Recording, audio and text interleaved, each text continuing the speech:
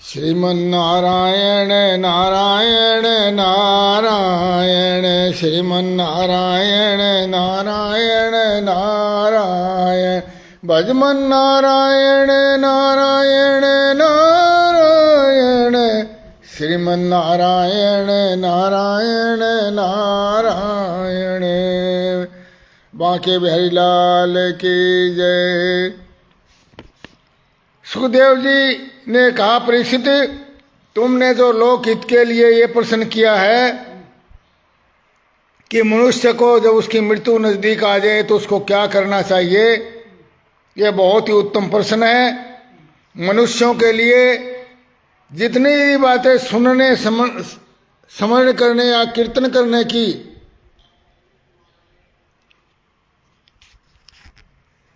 है, उन सब में यह श्रेष्ठ है।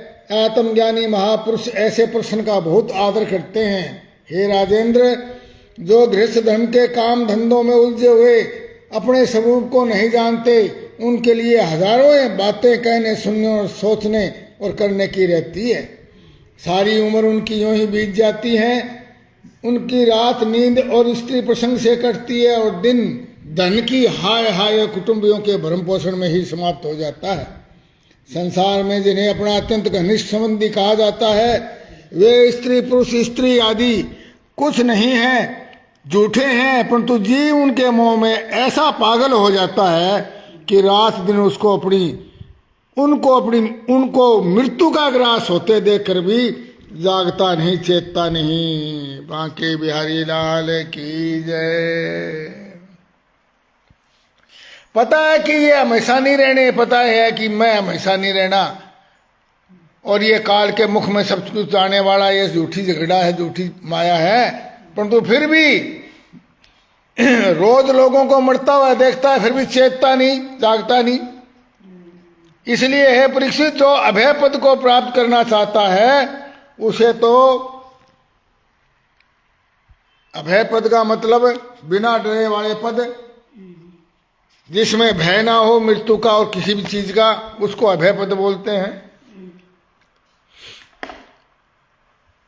जो व्यक्ति अभय पद को प्राप्त करना चाहता है उसे तो सर्व आत्मा सर्वशक्तिमान भगवान श्री कृष्ण की ही लीलाओं का श्रवण कीर्तन और स्मरण करना चाहिए। बांके बिहारी लाल की जय हो।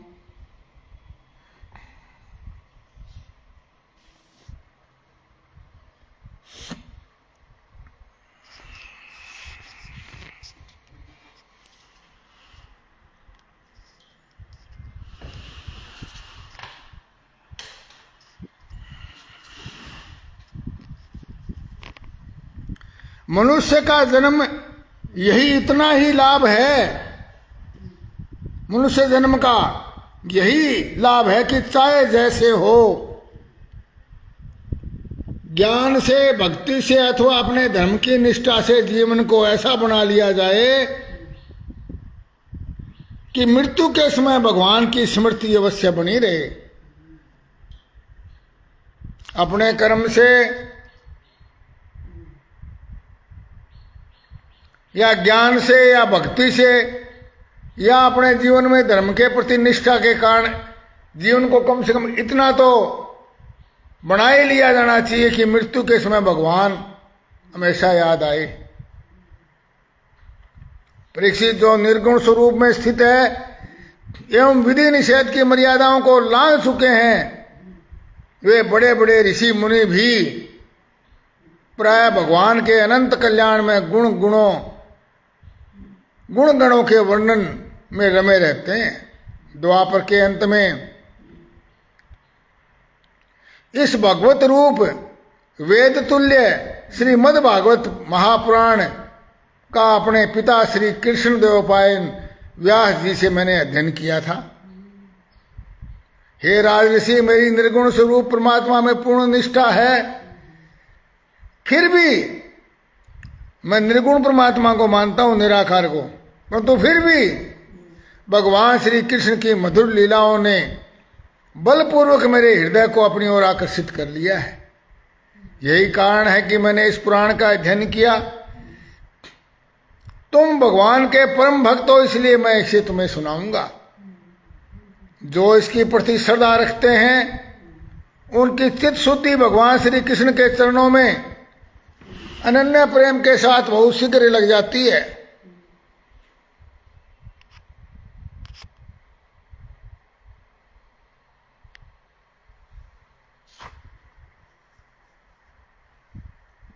जो लोग लोक परलोक की किसी भी वस्तु की इच्छा रखते हैं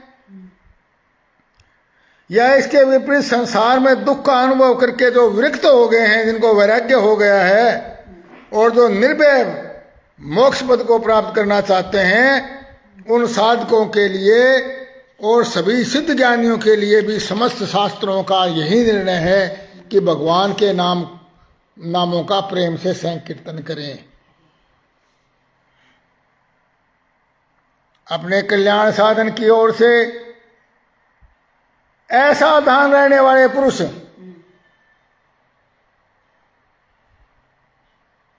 कि वर्षों लंबी आयु भी अनजाने में ही बीत जाती है, उससे क्या लाभ। और सावधानी पूर्वक और ज्ञान पूर्वक बिताई हुई दो घड़ी भी श्रेष्ठ है, क्योंकि उसके द्वारा कल्याण की चेष्टा तो कम से कम होती है, कोशिश तो होती है। ऋषि खटवांग, राज ऋषि खटवांग अपनी आयु समाप्ति का समय जानकर 2 घड़ी में ही सब कुछ त्याग कर भगवान के अभय पद को प्राप्त हो गए, खटवांग ऋषि। और तुम्हारी तो अभी 7 दिन की आयु शेष है। इस बीच में ही तुम अपने परम कल्याण के लिए जो कुछ करना है कर लीजिए। ये 7 ही दिन बचे हैं, ये अपने आत्म कल्याण के लिए कुछ करना है तो करो। आपने पूछा कि मृत्यु के समय क्या करना चाहिए, जो किसी को मृत्यु का पता लग जाए, तो मृत्यु का समय आने पर मनुष्य घबराए नहीं। उसे चाहिए कि वह वैराग्य के शस्त्र से शरीर और उसके संबंध में रखने वालों, उससे संबंध रखने वालों के प्रति ममता को काट डाले। धैर्य के साथ घर से निकलकर पवित्र तीर्थ के जल में स्नान करे और पवित्र तथा एकांत स्थान में विधि पूर्वक आसन लगाकर बैठ जाए।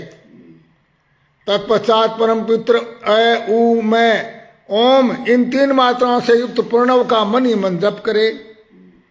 प्राण वायु को वश में करके मन का दमन करे और एक क्षण के लिए भी ओंकार को न भूले, प्रणव को न भूले।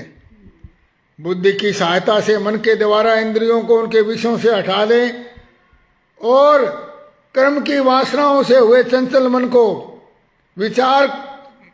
के विचारों को रोककर भगवान के मंगलमय रूप में लगाए।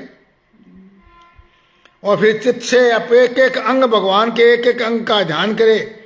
इस प्रकार एक एक अंग का ध्यान करते करते और विषय वासना से रहित मन को पूर्ण रूप से भगवान में ऐसा तलीन कर दे कि फिर और किसी विषय का चिंतन न हो। वही भगवान विष्णु का परम पद है। बोलो प्रेम से हरे। और यदि भगवान का ध्यान करते समय मन रजोगुण से विक्षिप्त या तमोगुण से मूड हो जाए तो घबराए नहीं, धैर्य धारण करके उसको योग साधना द्वारा वश में करे, क्योंकि धारणा उक्त दोनों गुणों के दोषों को मिटा देती है।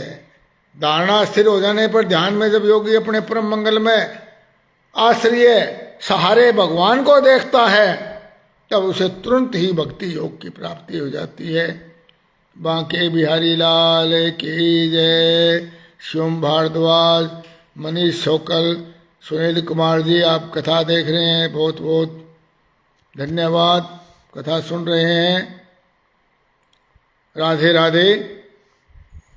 परीक्षित ने पूछा, ब्राह्मण, धारणा किस साधन से, किस वस्तु से किस प्रकार की जाती है और उसका क्या स्वरूप माना गया है जो शीघ्र ही मनुष्य के मन को मेल को मिटा देती है?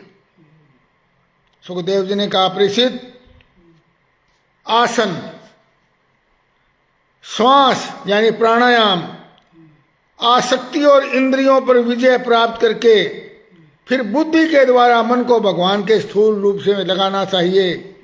यह कार्य रूप संपूर्ण विश्व को जो कुछ कभी था, है या होगा, सबका सब जिसमें दिख पड़ता है वही भगवान का स्थूल से स्थूल और विराट शरीर है। जो कुछ चारों ओर दिखाई दे रहा है भगवान यही है, ये विराट शरीर है भगवान का, और सारे उसके रोम रोम में समाया हुआ है संसार। तो इसे कहते हैं भगवान किसने देखा, ये सब कुछ दिखाई दे रहा है, सब भगवान का विराट शरीर है। जल, अग्नि, वायु, आकाश, अहंकार, महत्व तत्व और प्रकृति, इन 7 आवरणों से घिरे हुए इस ब्रह्मांड शरीर में जो विराट पुरुष भगवान है, वे ही धारणा के आश्रय है, उनकी धारणा की जाती है। बांके बिहारी लाल की जय। और तत्व को जानने वाला पुरुष इस प्रकार वर्णन करता है इसको, इस सारी जो ब्रह्मांड दिखाई देता है इसको कैसे वर्णन करता है तत्व को जानने वाला। वो इसको मिट्टी, पहाड़, पौधे, वृक्ष, पशु, मनुष्य इस रूप में नहीं देखता। वो इसका इस प्रकार वर्णन करते हैं, कैसे? पाताल तो विराट पुरुष के तलवे हैं, पाताल लोक, उनकी एड़ियां और पंजे रसातल हैं। 7 तल पृथ्वी से नीचे हैं और 7 ही ऊपर है। 14 भुवन बोलने हैं, 14 तल है, 14 लोक है। तो सबसे नीचे का जो पाताल लोक वो भगवान विराट पुरुष के तलवे हैं, पैर की पगथली, और उनकी एड़ियां और पंजे रसातल हैं, और दोनों एड़ियों के ऊपर की गांठें महातल हैं। उनके पैर के पिंडे तलातल हैं। विश्व मूर्ति भगवान के दोनों घुटने, यानी कि दोनों घुटने गोडे सुतल हैं, जांघें वितल हैं और अतल हैं, और पेडू भूतल है। धरती का जो तल है वो भगवान का पेडू है वास्तव में, नाभि। और परीक्षित उनके नाभि रूप सरोवर को ही आकाश कहते हैं। नाभि आकाश, पेडू से नीचे होता है, नाभि से नीचे वाला पेडू है, वो भूतल है। फिर नाभि आ गई, वो भगवान का आकाश जो है सारा हमारा दिखाई देता है, ये आकाश भगवान की नाभि स्थल है। आदि पुरुष परमात्मा की छाती को स्वर्गलोक, गले को महरलोक और मुख को जनलोक बोलते हैं। मुख को जनलोक बोलते हैं। माथे ललाट को तपोलोक कहते हैं। उस सहस्र सिर वाले भगवान का मस्तक समूह ही सत्यलोक है। ऊपर जो सिर है ये भगवान का सत्यलोक है। इंद्र आदि देवता उसकी भुजाएं हैं, दिशाएं उसकी कान हैं, और शब्द श्रवण इंद्रिय है। श्रवण उनके कान और श्रवण इंद्रिय है, कान है, दिशाएं। दोनों अश्विनी कुमार उसकी नासिका के छिद्र हैं। गंध उनकी नाक है और धधकती हुई आग उनका मुख है। बांके बिहारी लाल की जय। अब कहते हैं भगवान देखा नहीं, और कैसे देखोगे?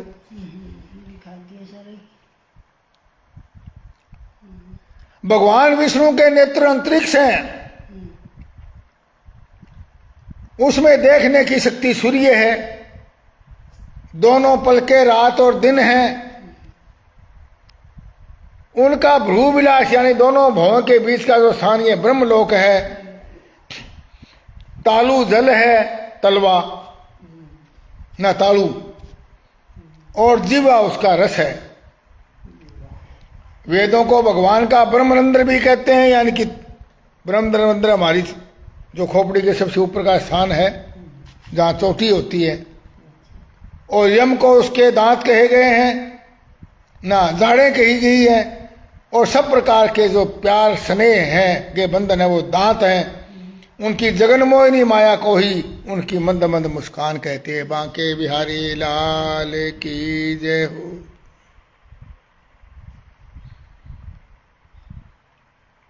यह अनंत सृष्टि उसी माया का कटाक्ष विक्षेप है। लज्जा ऊपर का होठ और लोभ नीचे का होठ। धर्म उसके स्तन है, छाती, और अधर्म उसकी पीठ है। प्रजापति उसकी मूत्र इंद्रियां हैं, क्योंकि प्रजापति से ही आगे सृष्टि फैलती है। मित्रा वरुण उसके अंडकोश हैं, समुद्र उसकी कोख है, और बड़े बड़े पर्वत उनकी हड्डियां हैं, विराट पुरुष भगवान की। हे राजन, विश्व मूर्ति विराट पुरुष की नाड़ियां नदियां हैं, वृक्ष उसके रोम है यानी बाल, परम प्रबल वायु उसका सांस है, काल उसकी चाल है, और गुणों का चक्कर चलाते रहना ही उनका कर्म है। बांके बिहारी लाल की जय। यानी कि जो उनका कर्म है, भगवान का कर्म क्या है? गुणों का चक्कर चलाते रहना। गुण कौन कौन से? सतोगुण, रजोगुण, तमोगुण। हर समय हर जीव में तीनों गुणों का चक्कर चलता रहता है, कभी सतोगुण, कभी तमोगुण, कभी रजोगुण।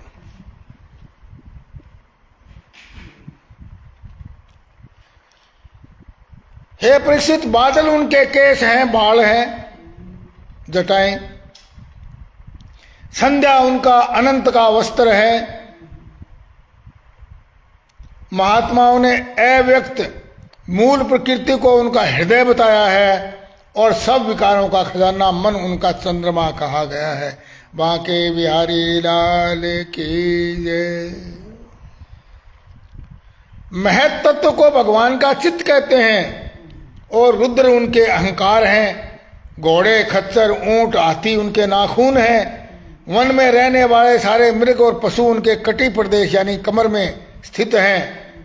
तरह तरह के पक्षी उनके अद्भुत रचना कौशल है। शांभू मनु उनकी बुद्धि है, और मनु की संतान मनुष्य उनके निवास स्थान है। भगवान कहाँ रहते हैं? उनका निवास स्थान है मनुष्यों के हृदय में, मनु की संतान। बांके बिहारी लाल की जय। इसलिए हरेक में कहा है, हर बंदे में भगवान है। बांके बिहारी लाल की जय। गंधर्व, विद्याधर, चाण, अप्सराएं उनके खड़ग आदि स्वरों की स्मृति है। दैत्य उनके वीर्य हैं। ब्राह्मण उनका मुख, क्षत्रिय उनकी भुजाएं, वैश्य उनकी जंघाएं, और शूद्र उन विराट पुरुष के चरण हैं। बांके बिहारी लाल की जय। विविध देवताओं के नाम से बड़े बड़े द्रव में यज्ञ किए जाते हैं, वे उनके कर्म हैं। और परीक्षित, विराट भगवान के स्थूल स्वरूप का यही स्वरूप है, सो मैंने तुम्हें सुना दिया है। इसी में मुक्ति की इच्छा रखने वाला मुमुक्षु पुरुष बुद्धि के द्वारा मन को स्थिर करते हैं, क्योंकि इससे अलग और कोई वस्तु नहीं है। वैसे ही सबकी बुद्धि वृत्तियों के द्वारा सब कुछ अनुभव कराने वाला सर्वांतर्यामी परमात्मा, सबकी बुद्धि को अनुभव करवाने वाला तो सर्वांतर्यामी परमात्मा भी एक ही है। स एक एव प्रभु अद्वितीय। वह प्रभु एक है और अद्वितीय, यानी उस जैसा और कोई दूसरा है नहीं है। अद्वितीय का मतलब ये है। अरुण शर्मा, राधे राधे। वैसे उन सत्य स्वरूप आनंद निधि भगवान का ही भजन करना चाहिए। अन्य किसी वस्तु में आसक्ति नहीं करनी चाहिए, क्योंकि यह आसक्ति जीव के अधय पतन का हेतु है। बांके बिहारी लाल की जय। यदि किसी में आसक्ति करनी है तो इन संसारिक वस्तुओं में रमो मत, भगवान ने कहा है। और सुखदेव जी भी परीक्षित को कह रहे कि इन संसारिक वस्तुओं में आसक्त मत हो। ये तो एक ड्रामा, नाटक और ये झूठ है। यदि आसक्ति करनी है तो भगवान के भजन में करो, भगवान से करो आसक्ति, क्योंकि यह आसक्ति जीव के पतन का कारण है, जो संसार से आसक्ति करते हो। सुखदेव जी कहते हैं, सृष्टि के प्रारंभ में ब्रह्मा ने जिन्हें इसी धारणा के द्वारा प्रसन्न हुए भगवान से और सृष्टि बनाने के लिए स्मृति प्राप्त की, जो पहले प्रलय काल में समाप्त हो गई थी। हर प्रलय के बाद ब्रह्मा जी की तो याद है, वो समाप्त हो जाती है। उनको वो याद नहीं रहता कि मैंने सृष्टि बनानी है, तो फिर वो भगवान को की तपस्या करते हैं, और फिर भगवान से उनको दोबारा याद आती है। वो कि अब सृष्टि बनाओ, सृष्टि की रचना करो। उन्होंने इस जगत को वैसा ही रचा जो प्रलय के पहले था। हर प्रलय से पहले थे वैसा ही दोबारा रच देते हैं वो, उनकी याद आ जाती है उसी की तरह। वेदों की वर्णन शैली भी इसी प्रकार की है कि लोगों की बुद्धि स्वर्ग आदि निरर्थक नामों के फेर में फंस जाती है। जीव जहां सुख की वासना में स्वप्न देखता हुआ भटकने लगता है, उन मायामय लोकों में कहीं भी उनको सुख की प्राप्ति नहीं होती है। स्वर्ग लोक वगैरह सब, यहाँ पर भी सुख की प्राप्ति होती नहीं, भटकना होता है। इसलिए विद्वान पुरुष को चाहिए कि वह विविध नाम वाले पदार्थों से इतना ही वास्ता रखे इन संसार की वस्तुओं से कि जितना उसका काम चलाने के लिए आवश्यक हो। बांके बिहारी लाल की, यानी जितना प्रयोजनीय हो, और अपनी बुद्धि को उसकी निस्सारता के निश्चय से परिपूर्ण रखे, और अपनी बुद्धि में हमेशा ये विचार रखे कि ये चीजें, इनमें कोई सार नहीं है, निसार हैं, ये समाप्त होने वाली है, कभी स्थायी नहीं है। और इसलिए इस निश्चय को, अपने बुद्धि को निश्चय से परिपूर्ण रखे, एक क्षण के लिए भी यह सावधान ना हो, क्योंकि भक्ति का मार्ग बड़ा कठिन है। इसलिए इस मार्ग से एक बार भी विचलित ना हो, है सावधान ना हो। सावधानी हटी दुर्घटना घटी। असावधान हुए और कोई न कोई चक्कर में फंसे। यदि संसार के पदार्थ प्रारब्ध वश बिना किसी परिश्रम के ही मिल जाए, तब उनके उपार्जन का व्यर्थ, परिश्रम को व्यर्थ समझकर उनके लिए कोई प्रयत्न न करें। कोई चीजें वैसे ही प्राप्त हो जाए, बोला भाग में लिखोड़ी है, उनको प्राप्त करने के लिए कोई कोशिश नहीं करे। जब जमीन पर सोने से काम चल सकता है, तब पलंग के लिए प्रयोजन करने से क्या प्रयोजन? सोना ही है। जब जमीन मिल जाए सोने के लिए, तो फिर पलंग की क्यों सोचे आदमी? और जब बुझाएं अपने आप को भगवान, अपने को भगवान की कृपा से स्वामी मिली हुई है, तब तकिए की क्या आवश्यकता है? ये भगवान ने जो हाथ दे रखे हैं, तकिए के लिए तो दे रखे हैं। और जब अंजुली से काम चल सकता है, बहुत से बर्तन क्यों बटोरे? 10-10 कटोरी, एक थाली, गिलास, चम्मच, इतने इतने बर्तनों को बटोर करके भोजन करें। फिर कोई सोने चांदी के बर्तन होने चाहिए, फिर कोई रत्नों से जड़ित होने चाहिए। मतलब ये क्यों करें? क्या उनके खाने से कोई बहुत विशेष रूप से कुछ मिलेगा?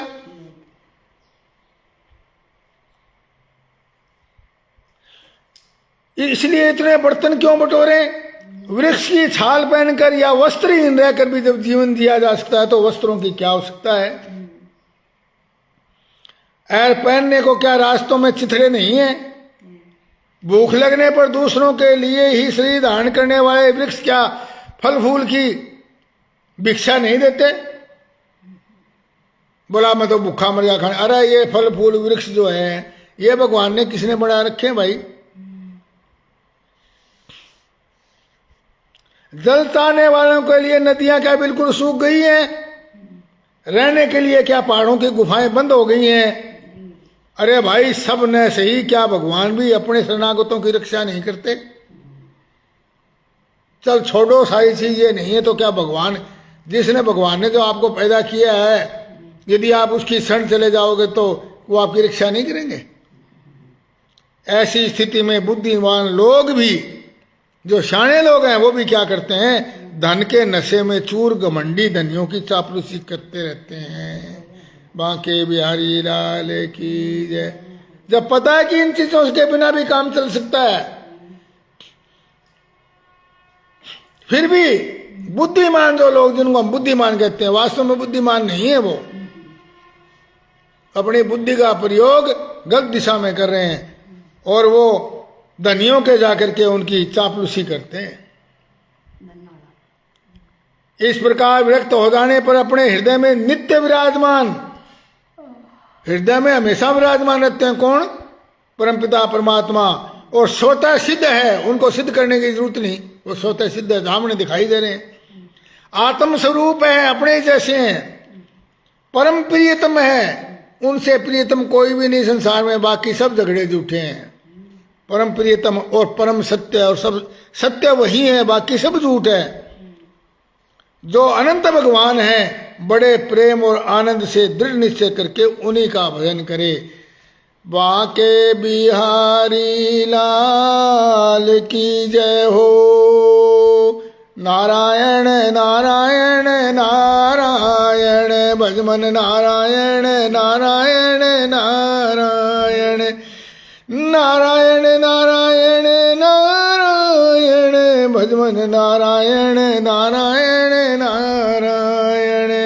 वृंदावन बिहारी लाल रटे जा राधे राधे, रटे जा राधे राधे, रटे जा राधे राधे। वृंदावन बिहारी लाल रटे जा राधे राधे।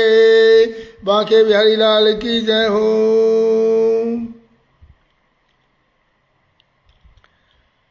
इस प्रकार विरक्त हो जाने पर उनके भजन से जन्म मृत्यु के चक्र में डालने वाला अज्ञान नष्ट हो जाता है। पशुओं की तो बात अलग है, परंतु मनुष्य में भला ऐसा कौन है जो लोगों को इस संसार की रूपी वैतरणी नदी में गिरकर अपने कर्मजन्य दुखों को भोगते हुए देखकर भी भगवान का मंगलमय चिंतन नहीं करेगा। बांके बिहारी लाल की जय। अरे इन असत्य विषय भोगों में ही अपने चित्त को भटकने देगा। कोई कोई साधक अपने शरीर के भीतर भगवान को प्रदेश मात्र स्वरूप की धारणा करते हैं। वो ऐसी धारणा करते हैं कि भगवान चार भुजाओं हैं। भगवान की भुजाओं में एक भुजा में शंख, दूसरे में चक्र, तीसरे में गदा और चौथे में पद्म यानी कमल है। उनके मुख पर प्रसन्नता झलक रही है। पीताम्बरधारी है, कोमल नेत्र, कमल के समान विशाल नेत्र हैं। भुजाओं में श्रेष्ठ रत्नों से जड़े हुए सोने के बाजूबंद हैं। सिर बड़ा ही सुंदर और मुकुट और कानों में कुंडल झलमरा रहे हैं। वक्षस्थली पर वनमाला है, गले में कौस्तुभ मणि लटक रही है, हृदय पर श्रीवत्स का चिन्ह और उनके चरण कमल योगेश्वरों के खिले हुए हृदय कमल की कर्णिका पर विराजित हैं। कमर में वो करधनी, अंगुलियों में बहुमूल्य अंगूठी, चरणों में नुपुर, पायल और हाथों में कंगन आदि आभूषण धारण किए हुए हैं। उनकी बालों की लटें बहुत ही चिकनी, निर्मल, घुंघराली और नीली हैं। उनके मुख कमल मंद मंद मुस्काने से खिल रहा है। जब तक मन इस धारणा में स्थिर न हो तब तक बार बार ये भगवान के इस चिंतन स्वरूप को देखते रहने की चेष्टा यानी प्रयास यानी कोशिश करती रहनी चाहिए। जैसे जैसे बुद्धि शुद्ध होती जाएगी वैसे वैसे चित्त स्थिर होता जाएगा। तब जब एक अंग का ध्यान ठीक होने लगे तब दूसरे अंग पर ध्यान करना चाहिए। ये विश्वस्तरीय भगवान दृश्य नहीं दृष्टा है। निर्गुण सगुण सब कुछ इन्हीं का स्वरूप है और इसलिए एकाग्रता से भगवान के उपयुक्त रूप स्थूल रूप का ही चिंतन करना चाहिए। हे परीक्षित, जब योगी पुरुष इस मनुष्य लोक को छोड़ना चाहे तब सुखपूर्वक स्थिर होकर के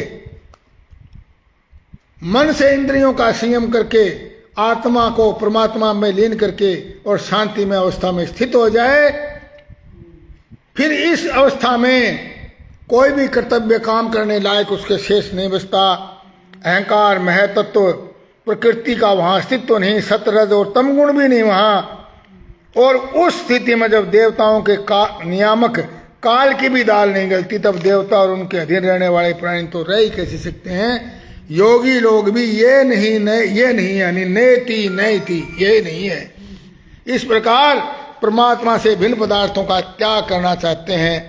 इन चीजों को देखकर कहते हैं ये नहीं है, इससे आगे भी कुछ है नैति। और इस प्रकार आत्म बुद्धि का त्याग करके हृदय के द्वारा पद पद पर भगवान के जिस पूज्य रूप का आलिंगन करते हैं और अनन्य प्रेम से भगवान में मगन रहते हैं, वही विष्णु भगवान का परम पद है। बांके बिहारी लाल की जय। ज्ञान की दृष्टि से जिनकी चित्त की वासना नष्ट हो गई है, उस ब्रह्मनिष्ठ योगी को इस प्रकार अपने शरीर का त्याग कर देना चाहिए। बांके बिहारी लाल की